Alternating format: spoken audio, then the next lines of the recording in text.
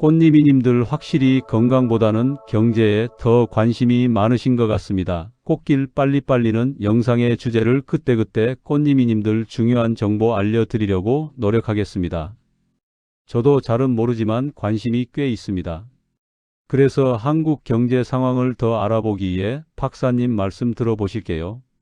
가계부채가 위험 수위를 넘었다는 말 그동안 많이 들으셨을 겁니다. 그런데 IMF가 한국만 콕 집어서 경고한 건 이번이 거의 처음입니다. 저는 30년 넘게 한국의 부채 흐름을 연구해온 박사 정우현입니다. 지금의 상황을 왜 가볍게 보면 안 되는지 저는 숫자 하나하나 확인하면서 더는 미룰 수 없다는 생각을 했습니다. 부채 문제는 조용히 쌓이다가 어느 날 갑자기 터지는 게 특징입니다. 그래서 오늘 이야기는 꼭 들으셔야 합니다. 꽃님이님들은 요즘 경제 상황을 어떻게 느끼고 계신가요? 얼마 전 제 지인인 72세 김성도 님이 이런 얘기를 하셨습니다. 월급은 그대로인데 카드값이 갑자기 훅 늘어나서 이유를 모르겠다는 겁니다. 생활 패턴이 달라진 것도 아닌데 지출만 커지니 걱정이 깊어졌죠. 제가 살펴보니 물가와 환율이 오르면서 똑같은 물건을 사도 결제 금액이 커진 영향이 컸습니다. 이렇게 개인이 잘못한 게 아닌데도 지출이 늘어나는 시기가 바로 스태그플레이션의 초입입니다. 김성도님은 그 이후에 작은 습관 하나만 바꿔도 부담이 조금씩 줄어드는 경험을 하셨습니다. 지출을 줄인 게 아니라 가격 변화를 체크하면서 소비 시점을 조절한 것뿐인데도 체감이 크게 달랐습니다. 이런 변화는 누구에게나 가능한 일입니다. 오늘 이 영상에서 말씀드릴 내용은 꽃님이님들의 경제관리 방식을 완전히 바꿀 수 있는 중요한 지혜입니다. 이 이야기를 끝까지 듣고 실천하셔야만 진정한 변화를 경험할 수 있습니다. 끝까지 보지 않으시면 가장 중요한 실천법을 놓치게 됩니다. 이런 중요한 정보를 더 많은 분들이 알 수 있도록 구독과 좋아요로 응원해 주세요. 끝까지 보시면 왜 지금 당장 꽃님이님들의 작은 습관을 바꿔야 하는지 분명하게 깨닫게 되실 겁니다. 이제 본격적으로 IMF가 왜 한국을 위험하다고 보는지 하나씩 짚어보겠습니다. 한국 가계부채는 1968조로 사상 최고 수준입니다. 규모 자체도 크지만 더 큰 문제는 증가 속도입니다. 국내 금융연구기관 조사에서도 한국의 가계부채 증가 속도는 주요국 중 최상위권으로 발표됐습니다. 이게 얼마나 빠른 속도인지 실감이 안 나실 수도 있는데요. 제가 만난 69세 이범수님의 경우를 보면 이해가 쉬워집니다. 이범수님은 대출을 줄이지 못한 채 물가가 오르자 생활비 부담이 급격히 커졌습니다. 대출 원금은 그대로인데 생활비가 늘어나니 상환할 여력이 점점 줄어드는 거죠. 여기서 중요한 건 지출 내역을 항목별로 나눠서 체감하지 못했던 고정비를 먼저 점검하는 겁니다. 많은 분들이 눈에 보이는 큰 지출만 신경 쓰시는데 사실 매달 조용히 빠져나가는 고정비가 훨씬 큰 부담이 됩니다. 그리고 한 가지 더 말씀드리고 싶은 건 대출을 무조건 빨리 갚으려고만 하지 마시고 금리 구조와 상환 주기를 먼저 비교해 보셔야 한다는 겁니다. 금리가 낮은 대출을 먼저 갚는 것보다 금리가 높은 대출부터 정리하는 게 훨씬 효율적이거든요. 꽃님이님들은 요즘 부채 부담이 더 커졌다고 느끼시나요? 집값이 오르면 부채도 함께 오르는 구조, 이게 지금 한국 경제의 근본 문제입니다. 한국은행 자료에 따르면 집값 상승기에는 대출 증가율이 항상 동반됐습니다. 집값이 오르니까 사람들이 더 빌려서라도 집을 사려고 하고 그러다 보니 부채가 눈덩이처럼 불어나는 거죠. 65세 박미정님의 사연이 떠오릅니다. 박미정님은 자녀 주거를 돕기 위해 대출을 받았는데요. 금리 변동으로 상환 계획이 완전히 틀어졌습니다. 처음 계획할 때는 이 정도면 충분히 감당할 수 있다고 생각했는데 금리가 몇 번 오르고 나니 매달 나가는 이자만 해도 부담이 되더라고요. 자산 증가를 집값으로만 보면 안 됩니다. 진짜 중요한 건 현금 흐름 관리입니다. 집값이 아무리 올라도 당장 손에 쥐어지는 돈이 없으면 생활이 어려워지는 건 마찬가지거든요. 그리고 일시적 반등에 기대서 투자 결정을 서두르는 것도 정말 위험합니다. 지금 조금 오른다고 해서 계속 오를 거라는 보장은 없으니까요. 꽃님이님들은 집값 변동이 생활에 어떤 영향을 주고 계신가요? 성장은 멈췄는데 물가만 오르는 구간이 시작됐습니다.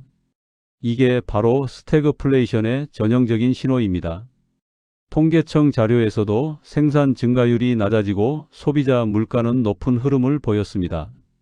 경제는 성장하지 않는데 물건 값만 계속 오르니 실질적으로 우리가 쓸 수 있는 돈은 점점 줄어드는 거죠.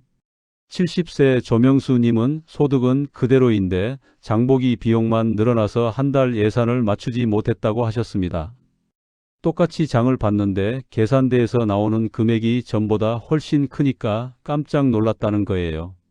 이럴 때는 물가 변동이 큰 품목부터 대체품을 찾아보시고 계획 소비를 고정비보다 우선시하는 게 좋습니다.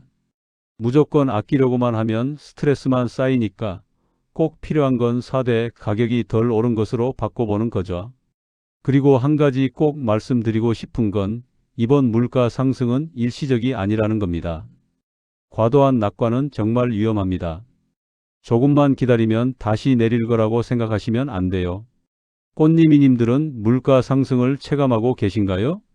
강남, 홍대, 가로수길 같은 주요 상권의 공실 증가가 경기 둔화를 그대로 보여줍니다. 국내 상권 분석 기관에서도 주요 상권 공실률이 꾸준히 증가하고 있다고 발표했습니다. 사람들이 소비를 줄이니까 가게들이 하나둘씩 문을 닫는 거죠. 74세 정순자님은 오래 다니던 상가가 순식간에 비는 걸 보면서 경제 분위기를 실감했다고 하셨습니다. 몇십 년 동안 그 자리에 있던 가게가 갑자기 사라지니 정말 충격이 크더라고요. 지역 상권의 변화를 체크하시면 경제 흐름을 이해하는 데 큰 도움이 됩니다. 뉴스에서 나오는 큰 숫자보다 우리 동네 가게들이 어떻게 변하는지 보는 게 훨씬 실감 나거든요. 여기서 주의하실 점은 상권 붕괴는 주거 시장보다 훨씬 빠르게 진행된다는 겁니다. 집값은 천천히 움직이지만 상권은 정말 순식간에 바뀔 수 있어요. 꽃님이님들 동네도 공실이 늘어난 느낌이 있으신가요? 한국의 부채 구조가 1990년대 일본과 유사해지고 있습니다. 일본 경제 연구 자료에서도 버블 붕괴는 부채 기반 소비가 흔들리면서 시작됐다고 밝혔습니다. 사람들이 빚을 내서 소비하고 그 소비로 경제가 돌아가는 구조였는데 어느 순간 그게 무너지면서 모든 게 한순간에 무너진 거죠. 68세 김용태님은 일본 거품 붕괴 당시 비슷한 상황을 지켜본 경험이 있어서 지금 한국 상황이 더 걱정된다고 하셨습니다. 그때 일본에서 일어났던 일들이 지금 한국에서도 비슷하게 보이니까 불안하다는 거예요. 부채 의존적 소비를 줄이고 생활 규모를 조정하는 것이 가장 빠른 대비입니다. 빚을 내서까지 큰 소비를 하는 습관을 지금이라도 고쳐야 합니다. 그리고 꼭 기억하셔야 할 게 있는데요. 버블 붕괴는 한순간에 일어나지만 회복까지는 정말 긴 시간이 필요하다는 겁니다. 일본도 30년 가까이 걸렸잖아요. 꽃님이님들은 한국이 일본처럼 갈 수 있다는 가능성에 대해 어떻게 생각하시나요? 이제 이러한 위험들을 어떻게 일상 속에서 대비할 수 있는지 더 구체적으로 이어가 보겠습니다. 물가가 오르면 가장 먼저 흔들리는 것은 고정 지출입니다. 감정적으로 충동 구매를 줄이는 것도 중요하지만 사실 더 효과적인 건 반복 지출을 먼저 다듬는 겁니다. 매달 자동으로 빠져나가는 돈들, 전기 결제나 통신비나 보험비 같은 거요. 이런 걸 가장 먼저 확인하시면 생각보다 많은 돈을 아낄 수 있습니다. 한두 달은 괜찮은데 1년, 2년 쌓이면 정말 큰 금액이 되거든요. 꽃님이님들은 고정 지출 점검해 보신 적 있으신가요? 금리가 변하면 상환 구조도 바뀌기 때문에 대출 일정을 꼼꼼히 관리하셔야 합니다. 전체 대출을 한 번에 조정하려고 하지 마시고 금리가 높은 순서대로 하나씩 접근하는 게 훨씬 현명합니다. 상환 방식이 어떤지, 만기는 언제인지, 금리 조건은 어떻게 되는지 이걸 한 번에 정리하는 표를 만들어 보세요. 그러면 어떤 대출부터 손봐야 할지 한눈에 들어옵니다. 꽃님이님들은 본인 대출 구조를 정확히 알고 계신가요? 환율과 물가 변동을 함께 보시면 소비 타이밍이 더 명확해집니다. 어떤 물건은 지금 사는 게 나은지 조금 기다리는 게 나은지 판단할 수 있거든요. 일시에 많이 사두는 방식은 위험할 수 있습니다. 가격이 더 오를까봐 미리 많이 사놨는데 오히려 가격이 떨어지면 손해니까요.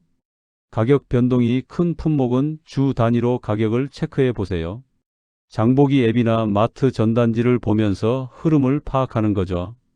꽃님이님들도 장보기 비용이 갑자기 늘어난 경험 있으신가요? 상권은 경제 흐름을 가장 빠르게 반영합니다. 뉴스보다 우리 동네 가게들이 더 정확한 경제 지표예요. 일시적 변화로 판단하지 말고 몇 달간의 흐름을 지켜보세요. 이번 달에 하나 문 닫았다고 해서 큰 문제는 아니지만 석 달 연속으로 가게들이 비면 그건 뭔가 신호인 거죠.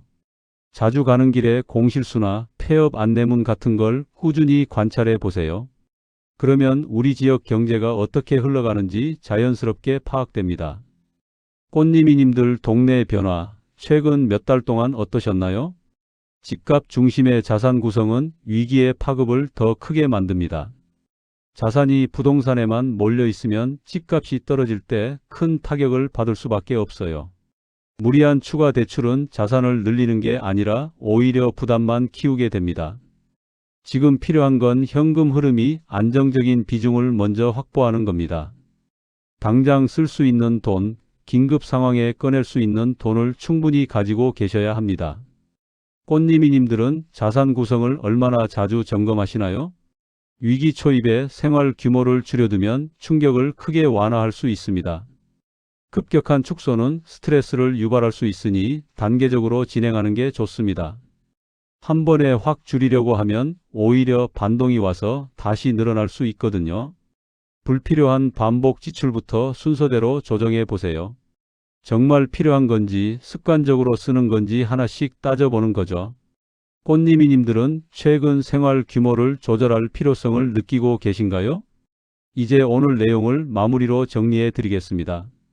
오늘 우리는 IMF가 왜 한국만 콕 집어 경고했는지 그 배경을 차근차근 살펴봤습니다.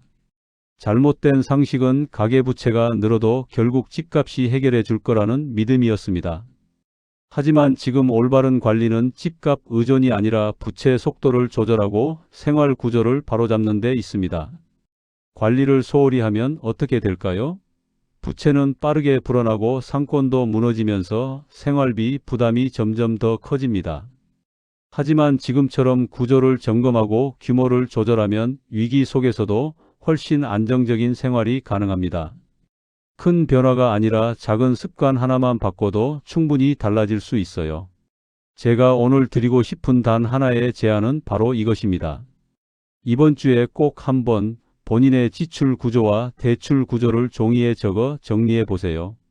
컴퓨터나 스마트폰이 아니라 손으로 직접 쓰는 게 중요합니다. 쓰다 보면 평소 인식하지 못했던 부분이 보이거든요. 그 순간부터 변화가 시작됩니다. 환율이 오르면 단순히 해외여행 비용만 늘어나는 게 아니라 우리가 매일 사는 물건값에도 영향을 주거든요. 꽃님이님들은 오늘 내용 중 어떤 부분이 가장 마음에 남으셨나요? 댓글로 편하게 이야기 나눠주세요. 오늘 우리는 IMF가 왜 한국만 콕 집어 경고했는지 그 배경을 차근차근 살펴봤습니다. 잘못된 상식은 가계부채가 늘어도 결국 집값이 해결해 줄 거라는 믿음이었습니다. 하지만 지금 올바른 관리는 집값 의존이 아니라 부채 속도를 조절하고 생활 구조를 바로잡는 데 있습니다. 관리를 소홀히 하면 어떻게 될까요? 부채는 빠르게 불어나고 상권도 무너지면서 생활비 부담이 점점 더 커집니다. 하지만 지금처럼 구조를 점검하고 규모를 조절하면 위기 속에서도 훨씬 안정적인 생활이 가능합니다. 큰 변화가 아니라 작은 습관 하나만 바꿔도 충분히 달라질 수 있어요.